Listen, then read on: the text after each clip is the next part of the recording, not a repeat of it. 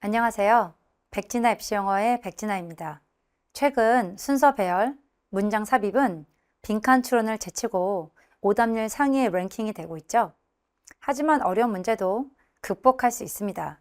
자, 학습 목표는 단 하나, 모든 문제를 관통하는 일관된 체계를 세우는 겁니다. 즉, 나만의 방법론을 만드는 거죠. 이 문제는 이렇게 풀어. 또 저 문제는 저렇게 풀고 요거는 뭐 요렇게 하니까 답이 됐다. 이런 식의 문제들은 들을 때는 납득이 돼요. 왜? 그 문제에 맞춰서 사후적으로 해석한 거니까. 근데 시험장 가서 그 문제 보면 그게 그 유형인지 아냐고. 모른다고. 그래서 순서 배열 딱 맞닥뜨리면 일관된 방법대로 항상 가던 정해진 루틴으로 가셔서 문제 푸는 이 풀이 방법을 체화를 하셔야 진짜 실력이 이제 시험장 가서 나오기 시작해요. 그러니까 평소랑 시험장은 같아야 된다고. 평소에는 뭐 이렇게 풀고 저렇게 풀다가 시험장 가서 막 당황하는 게 아니라 순서 배열 딱 맞닥뜨리면 일관된 방법대로 방법론을 세우시고 체화를 하셔야 됩니다. 그러면 문제 해설 들어가기 전에 평가원 매뉴얼을 통해서 순서별 문제가 가지고 있는 특징에 대해서 잠깐 생각을 해볼게요. 순서배열 유형의 특징. 이 유형은 글의 일관성을 파악한 능력을 측정한다. 하단, 가급적 지시적 표현 또는 연결어에 의해서 라기보다는 문장들의 의미 관계에 의해 텍스트를 구성하도록 하되 문장의 배열 방법이 하나밖에 나올 수밖에 없도록 출제를 한다. 이걸 읽었을 때 핵심은 일관성입니다. 즉, 글의 일관성, 응집성, 통일성. 그러니까 글을 출제하실 때 흐르듯이 자연스럽게 끊기는 부분 없이 쓰신다 이거예요. 즉, 우리는 이 일관성을 역으로 이용해야 돼. 그러니까 자연스러운 부분만 보는 게 아니라 끊기는 부분, 단절의 단서를 잘 활용하시는 게 역으로 이용하는 방법입니다. 그러면 아까 얘기한 순서 배열만의 모든 문제를 관통하는 일관된 방법론. 주어진 문장은 정독을 하세요. 정독을 하시고 어떤 학생들 보면 대충 읽어. 그리고 막 B나 C로 급하게 가거든. 그런 식의 전략은 뭐 고1, 고2까지는 먹혔을지도 몰라. 근데 수능은 호락호락하지 않아. 다른 방법론을 적용하셔야 돼요. 정독하시고 하실 수 있으면 키워딩까지 하시고요. 즉 주제를 찾고 A, B, C 각 첫 문장을 읽습니다. 읽어서 그러니까 주어진 문장하고 연결이 되고 있는지 또는 연결이 안 되고 어색한지 단절되는지를 반드시 확인하세요. 그러면 아래 세 가지 유형 중 하나로 떨어지게 되거든. 첫 번째는 연결이 안 되는 거 알겠어. 확실히 연결이 되고 연결이 안 되는 거 알겠어. 각 첫 문장을 읽어서 B를 주어진 문장 옆에 두시고요. 확실한 B부터 정독을 합니다. 그 순서를 정하세요. 두 가지 방향만 생각을 하면 되겠지. 근데 만약에 B, A, C라는 생각이 들면 B 하단하고 A 상단이 연결이 되고 있는지 또는 연결이 안 되고 있는지 반드시 확인을 하세요.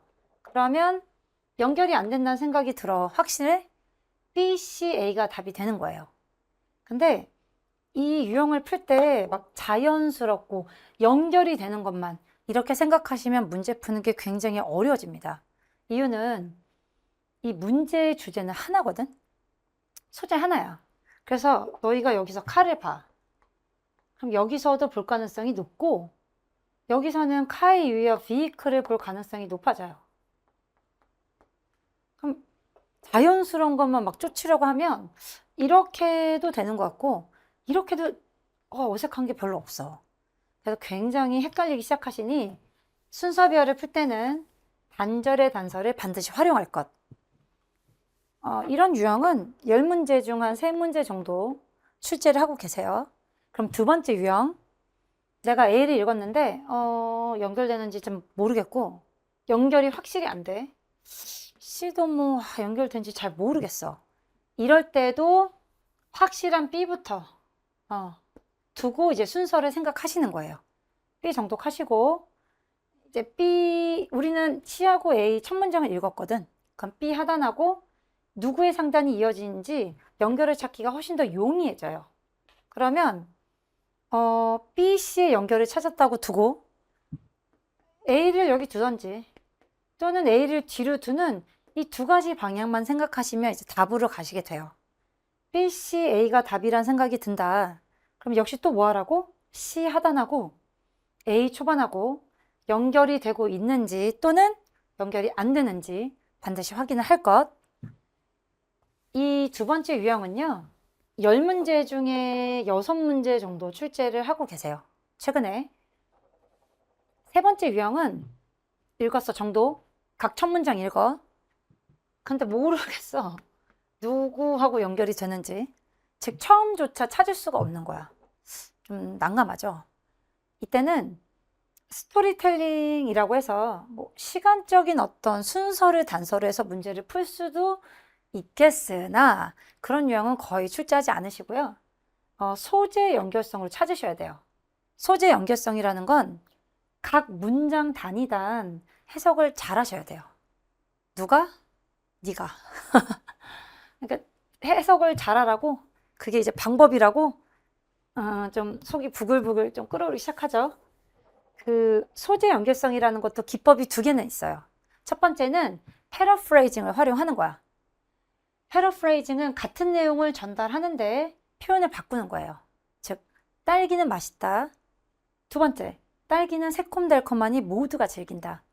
두 번째 문장도 딸기 맛있다고 얘기하는 거야. 그래서 패러프레이징을 통해, 즉 소재 연결성을 통해 연결을 생각해 보실 수 있으시고요. 두 번째 기법은 일반 명제를 얘기하면 그에 따른 예시 문장이 나오는 경우가 많아요.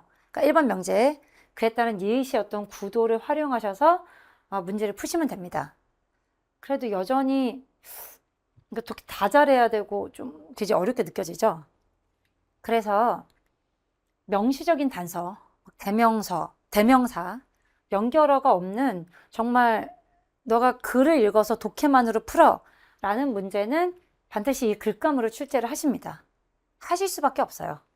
답은 A, B, C 하나만 나와야 되거든. 자, 주어진 문장 마지막에 A를 얘기해. 그러면 여기도 A를 얘기하는데 좀 A 동그라미로 표현을 바꿔서 얘기해요. B 얘기하면 B 동그라미로, 뭐 일반 명제 예시일 수 있겠죠? C 동그라미, 마지막은 D를 얘기해서 이 부분이 그 누구하고도 결코 연결되지 않는 이런 글감을 사용하십니다. 문제 딱 맞닥뜨리고 너무 막 시작이 모르겠으면 지금 선생님이 얘기한 이 글감을 떠올려 보세요. 그래서 연결을 하나만 찾으면 돼, 하나만.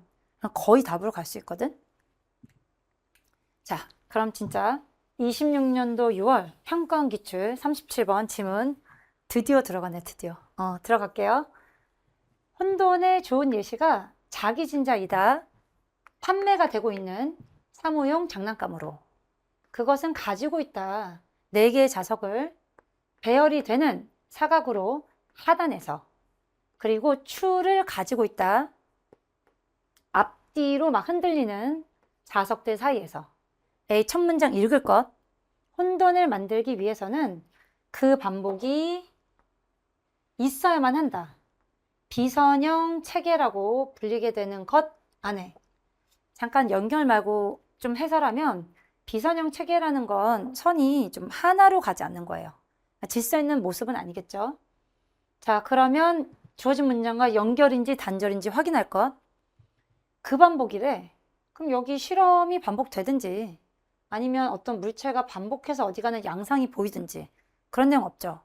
그냥 실험을 할 것 같은데 자석이 4개, 주 하나 이 정도만 얘기하셨죠. 확실한 단절. 그리고 B 첫 번째 문제 읽으세요. 추를 놓아라. 그리고 자석을 주목해라. 그 추가 방문을 하는 어떤 순서로 방문을 하는지. 여기까지 읽으면 자석 4개 있고 추 하나, 추를 놓으면서 실험이 시작되는 느낌이 확 나죠. 연결인 것 같아요. 하지만 속단하지 마시고 시 첫 문장도 읽으세요. 얼마나 많은 주의를 기울이게 되든지 간에 상관이 없이 추를 시작하려고 똑같은 위치에서 그것은 방문을 하게 될 것이다. 완전히 다른 세트에 다른이 나오죠 지금. 다른 세트의 지점에 도달하게 될 것이다. 두 번째 경우에. 그럼 국어적으로 추가 두 번째 다른 곳에 갔대. 그럼 요 앞에 추가 첫 번째 어딘가 간다는 내용이 있었어야 돼요. 없죠? 확실한 단절.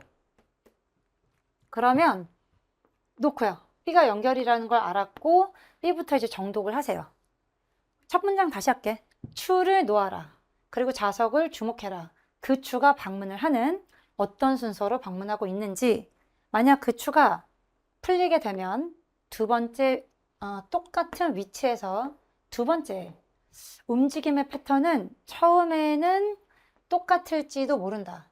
그러나 곧 그것은 될 거다. 완전히 다르게 될 것이다. 즉 움직임이 다른 양상의 모습을 보인대. 즉 사실 움직임의 패턴은 질서가 있지가 않다. 혼돈이다. 무질서이다. 자, 읽고 이 다음 순서를 생각해 봐야겠죠. 이때 케이아스, 답은 BAC 하고 막 순간 찍듯이 하고 38번 가시면 안 돼요. 단어가 같은 거는 수능과 평가는 함정일 때가 더 많아요. 내용적으로 확인을 하세요. 자, 움직임의 패턴은 혼돈이래. 근데 혼돈을 만들려면 그 반복은 비선율 체계 안에 있으래. 근데 반복? 그냥 B는 반복 내용인지 한번 볼까? 추가 처음에 어딘가 가. 두 번째 갈 때는 완전히 다른 곳에 가게 될 거라고 했어요. 즉 반복되고 있지 않아요. 연결이 아닌 거죠.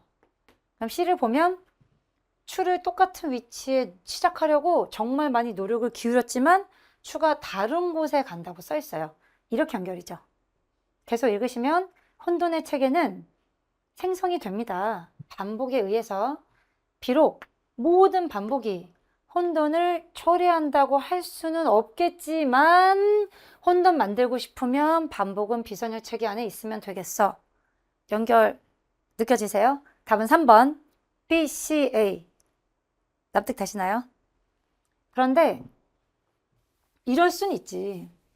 선생님은 독해를 잘 하시잖아요. 저는 처음 읽었을 때 이랬는데요.